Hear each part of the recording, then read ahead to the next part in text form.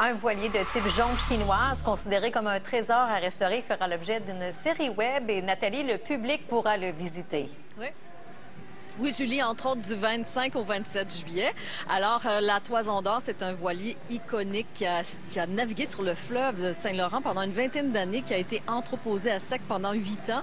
Alors, j'ai rencontré les nouveaux propriétaires, un couple en campagne de financement actuellement, qui s'est donné une mission bien spéciale. C'est un voilier qui vise à connecter le grand public avec le fleuve Saint-Laurent. Donc, c'est simplement d'initier un dialogue, stimuler l'intérêt des gens, puis nous positionner un peu comme un vecteur de divertissement à propos de notre fleuve.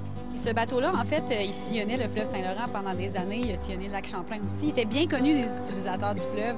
Son look est vraiment atypique. Il a un look très rustique. Il y a 2 mâts, puis les voiles sont placées un peu comme des ailes de dragon, ce qui attire beaucoup l'œil. Je pense que c'est un bateau très tape à l'œil. C'est une bonne mascotte pour initier un dialogue là, à propos du Saint-Laurent. Pierre, c'est quoi là, les différentes étapes de restauration? Bien, on a dû en premier s'assurer que la coque était en bon état. Puis, avant de le mettre à l'eau, on l'a mis à l'eau, on l'a motorisé temporairement pour s'en venir ici au bassin Louise. Puis, éventuellement, il va y avoir une motorisation complète à faire. Alors, vous avez des partenaires financiers pour vous aider à le remettre à l'eau de façon sécuritaire et conforme? Oui, bien, on a Aquaction, qui est un organisme de protection de la ressource en eau multinational, en tout cas nord-américain. Puis on a le Port de Québec qui nous accueille cette année puis qui sont nos partenaires aussi pour parler de nos missions de biodiversité.